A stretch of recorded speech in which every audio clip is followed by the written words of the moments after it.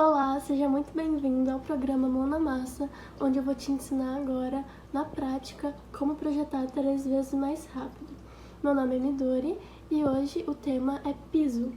Começando pelas diferenças entre um piso feito no AutoCAD e um piso feito no Revit, é que no AutoCAD a gente desenha linhas, para representar os elementos numa planta baixa. E quando a gente faz um piso, a gente não desenha exatamente a linha dele. Quando a gente faz as linhas das paredes, o piso fica representado por aquele espaço no meio, entre paredes fechadas. Pode ser 4 paredes, ou às vezes tem um desenho mais diferente. Mas o piso fica representado por aquele espaço em branco. E a gente, às vezes, pode colocar uma achura quadriculada ali para representar o piso cerâmico, mas geralmente a gente não faz isso porque acaba deixando o desenho muito poluído depois na hora da impressão.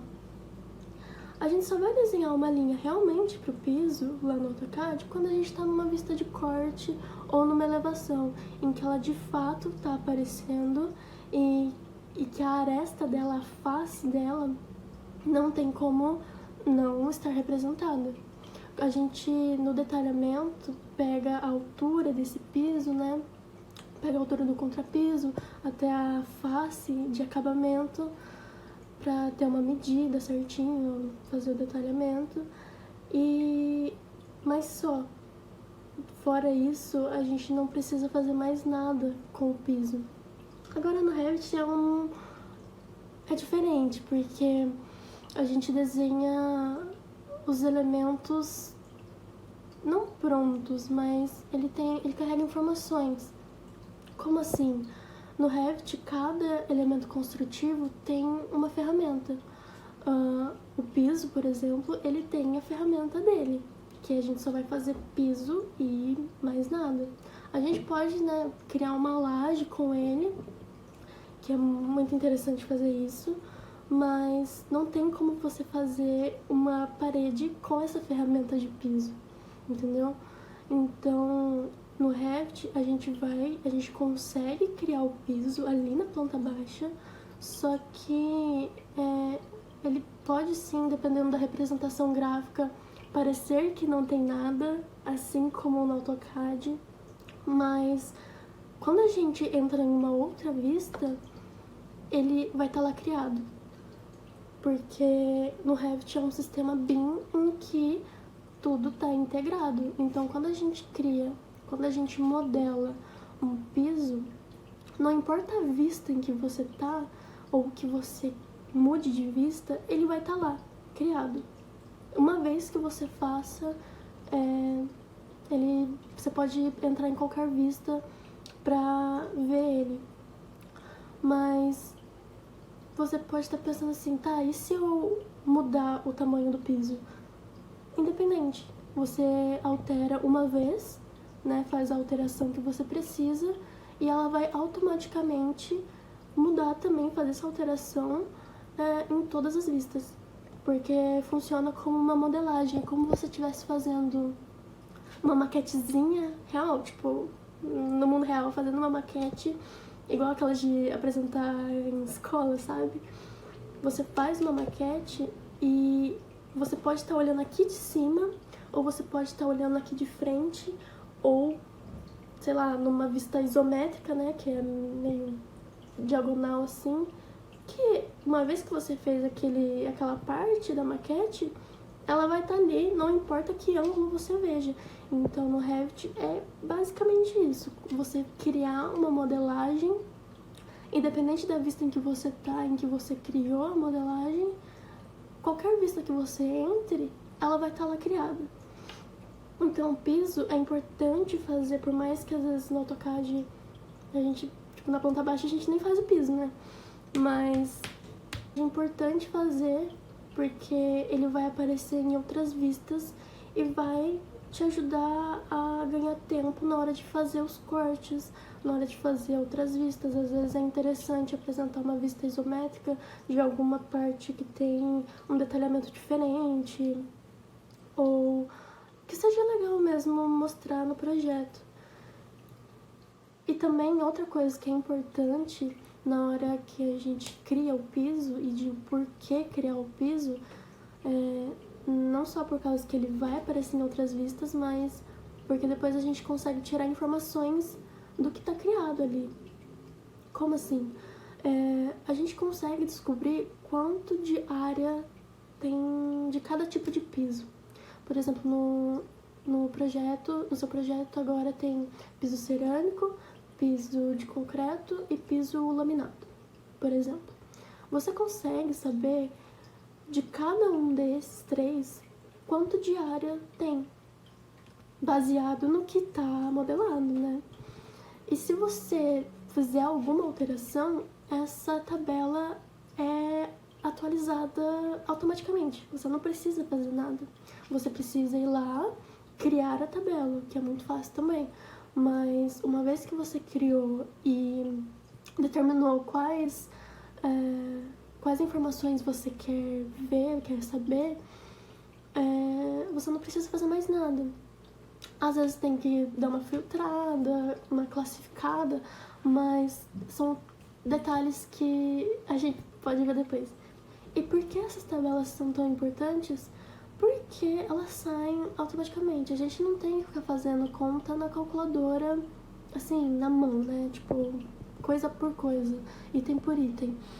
Então, a gente ganha um tempinho aí, em que a gente, em vez de ficar fazendo cálculo, a gente deixa o programa cuidar disso e a gente consegue focar em outras coisas, nos próximos passos. Essas tabelas é legal também colocar na prancha, mas também você pode, se você não quiser, né, claro, você personaliza suas pranchas do jeito que você quiser. Mas é legal ter essas tabelas porque você já pode ir adiantando um trabalho futuramente, onde você vai fazer as compras, pedir os materiais. E você precisa ter uma noção do quanto que já tá dando de área, né? Da quantidade de materiais. Então, é importante que a gente modele certinho as coisas, né? No caso, pisos. E agora vamos para a tela do computador, em que eu vou ensinar na prática como fazer o piso no Revit. Bom, já estamos aqui na tela do meu computador. Eu já tô com o Revit aberto e eu usei um template padrão que já vem nele, tá? É o modelo de arquitetura. E eu vou desenhar rapidão aqui 4 paredinhas, só pra gente ter uma base de um limite do piso, né? Eu vou deixar aqui em detalhes altos. Então, como eu disse, cada elemento construtivo tem sua ferramenta. O de piso, ela fica bem aqui no construir, né? Como se a gente estivesse construindo aqui na modelagem. E tem quatro opções aqui. Aqui a gente só vai usar, a gente não usa os outros aqui, né? Porque a gente faz um projeto arquitetônico. Se você for fazer um projeto estrutural, aí você pode usar um desses 3 aqui. Mas o principal é o piso arquitetônico. E dentro da ferramenta, ela dá uma mudada aqui nas opções que aparecem. Ficou adicionado esse modo de desenhar e tem esse xizinho aqui, esse ok. E aqui também ele muda, porque deixa eu sair daqui.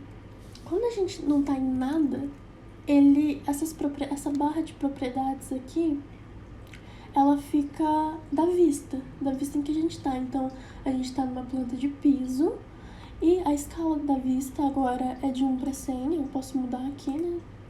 Muito fácil. E várias outras informações. Quando a gente entra, se eu clicar aqui nessa parede que eu criei, por exemplo, ela muda. Ela mostra o tipo de parede que é, como ela foi desenhada, né, pela linha de central da parede ou pela fase de acabamento externo ou interno. Vou colocar aqui E a restrição da base também tá o nível 1. E a restrição superior, ele tá como não conectado. Eu vou deixar pro nível 2. Aqui, vocês não precisam entender isso aqui agora pra criar piso, mas é porque o piso, ele não tem uma altura base e uma altura superior. Ele tem um nível em que ele vai estar localizado. Então, quando eu entrar aqui na função de piso, ele vai aparecer o piso que eu tô usando e eu posso vir aqui e trocar. Eu vou usar, tem concreto moldado em loco, tem viga e bloco. Eu vou usar esse genérico mesmo, de 15 centímetros. E o nível, eu vou deixar como nível 1, que é o nível 0 que tá aqui, nesse template. Essa altura do deslocamento, ela é... Às vezes pra você criar um degrauzinho, mas que não tem em todos os ambientes, né? É um degrauzinho, sei lá, às vezes do corredor pra um banheiro tem aqueles menos, sei lá, 2 centímetros. Aí você coloca. Mas aqui eu vou deixar no 0 mesmo pra ficar exatamente no nível de térreo. E aqui a gente vai nas opções de desenho pra realmente fazer o limite desse piso, né? Que a gente vai usar as paredes como base. Tem a opção de linha, em que você desenha linha por linha. Estilo AutoCAD, tá? Não recomendo, não gosto dessa função. Tem a de retângulo, que é a melhorzinha, né? Mas às vezes acontece de pegar, por exemplo, assim, você pega aqui e às vezes pega errado, entendeu? Aí você tem que ficar ajustando aqui. É fácil ajustar? É fácil. Mas o que eu mais gosto mesmo é ou essa de linhas, mas a principal que eu uso é a de selecionar paredes. Porque quando a gente vai fazer um piso, as paredes já vão estar criadas. Então, nada mais justo que usá-las para delimitar a área desse piso, né?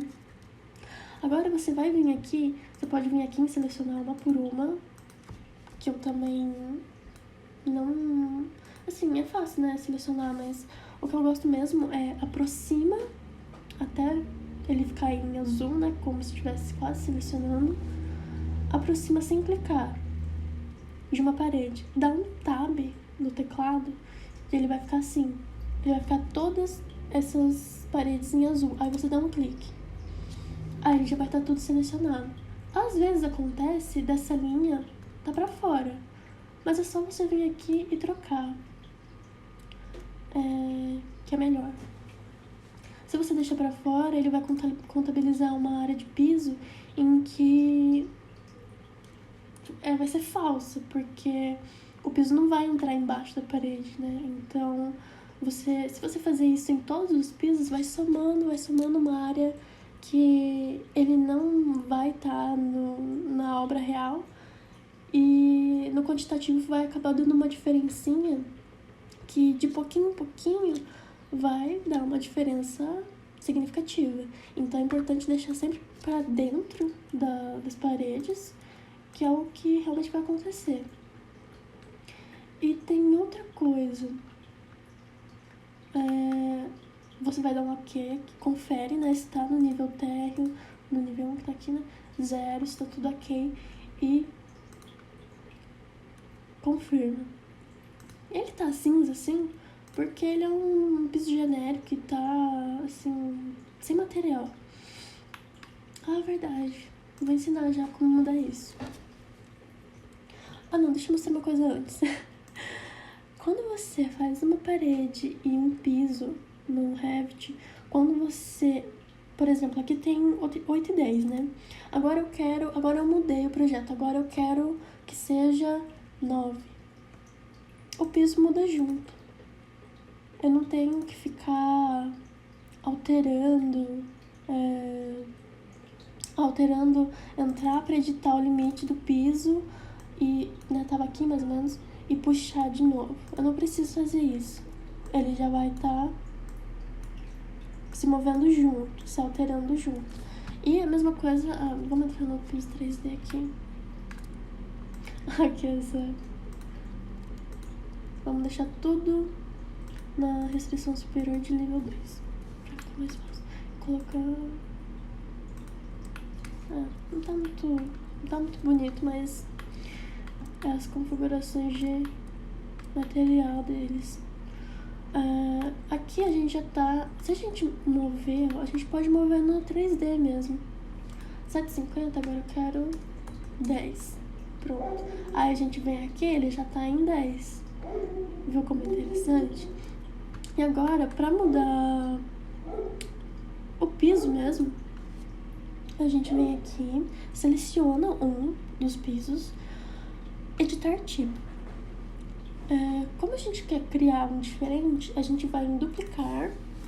Eu vou por aqui piso cerâmico, 2 centímetros. Agora, nesse visualizar aqui, ele tem a seção dele. Ele é inteiramente, só tem uma camada, mas a gente vai mudar isso. Não. Tem como você fazer um piso já que é direto, um contrapiso com já a camadinha de revestimento final, mas você pode fazer só o revestimento, o acabamento final sozinho também. Então, aqui ele tava 15 centímetros, né? Eu já alterei para 2. Eu vou deixar como estrutura mesmo. E aqui no material, ele tá como por categoria. A gente vai mudar isso para colocar realmente um material cerâmico. Aqui vai abrir essa janela de navegador de materiais. Essa janela, ela tem muitos materiais que já vêm já dentro do Revit configurado, mas assim, é tudo meio aleatório. Então a gente vai criar um piso cerâmico. Você vem nessa bolinha que tem um mais aqui e criar novo material. Ele cria esse genérico aqui. Dá um clique direito, renomear, vou colocar piso cerâmico. Dá um enter. E sempre tem essas 3 abinhas, né? A identidade nada mais é que nome, você quer colocar uma descrição, colocar classe, eu vou pôr classe cerâmica. Mas tem tantas outras aqui. Porque daí na hora de fazer as tabelas tem como você filtrar ou selecionar por diversas maneiras. Pela descrição, pelos comentários, pela classe também. Então é muito interessante se você tem uma descrição para pôr, às vezes é um piso específico já que você tem em mente, quer deixar o link de onde tem para comprar esse piso, o custo, fabricante, tudo. Dá pra deixar bem completinho aqui as informações. Na aba de gráficos é sobre como ele vai estar representado. Tá vendo que tá tudo cinza, né? É por isso que aquele piso lá genérico, ele tava com... cinza, o genérico é o cinza. Então, quando a gente pegar um material aqui, a gente pode alterar aqui também, de acordo com o material que a gente escolheu. Agora, pra entrar e escolher um material de fato, a gente vem nessa aba de aparência e vem nesse quadradinho aqui, que é substituir este recurso. A gente dá um clique e vai abrir uma outra janela, que é navegador de recursos. Tem muito material aqui já configurado, já pronto. E a gente vai pesquisar um aqui. Cerâmica. Ele vai carregar. Eu não sei. E você pode vir... E pra você trocar, quando você escolher, você pode trocar e vem nessa setinha aqui, ó. Quando ele aparece, quando você passa o mouse em cima. Aí você vai ver aqui. E você vai conseguir ver. É uma cerâmica, é mais pra porcelana e objeto, né, de vaso. Tanto que ele já reconhece e tem esse modelo aqui. Poderia ser uma esfera que tá representada. Eu vou pegar... quando você vem... Tipo, tem aparecendo 2 pastinhas. Esse aqui é só dessa primeira pasta. Agora tem essa pasta aqui que já tem outras coisas, então sempre confere nas pastas que tem disponíveis conforme a pesquisa, porque você vai achar diferentes materiais. Eu vou escolher... Não, eu tava não.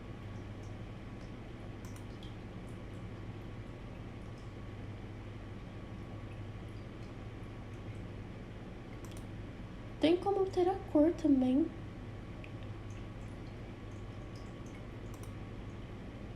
Eu acho que eu tinha pego esse aqui. Eu vou pegar esse aqui porque eu vou colocar cerâmica e vou colocar...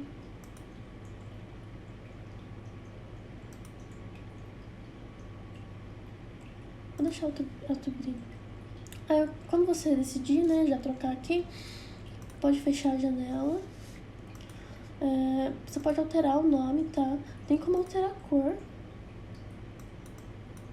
Ó, por exemplo, ele já trocou, entendeu? Mas eu vou deixar o branco. Tava 45, né? Vou deixar branco mesmo. E agora aqui nos gráficos eu vou utilizar aparência de renderização. E aqui no primeiro plano eu vou escolher um padrão de Ashura, que é um que eu acabei de criar aqui, de piso, que dá uns quadradinhos de 60 por 60. Eu vou deixar esse cinzinha mesmo e vou deixar o plano de fundo como sólido, só que eu vou colocar o... igual tá aqui, o branquinho. Esse branquinho. No padrão de corte, eu vou colocar... vou colocar o plano de fundo sólido. Esse aqui por esse cinzinho mesmo.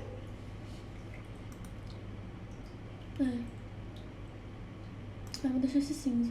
E o de primeiro plano eu vou deixar nenhum. E é isso. Agora a gente vai ver... Ó, acho que eu esqueci de explicar. O padrão de superfície é quando a gente tá vendo na planta baixa. A gente tá vendo a face dela assim por cima, a superfície mesmo. E o padrão de corte é quando a gente tá vendo a seção, quando tem o corte passando por ela, tá? Simplesmente isso. A gente dá um ok aqui. E ok de novo. Ok de novo.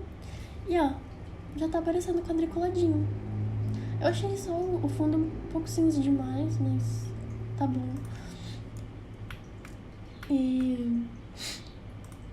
tá vendo?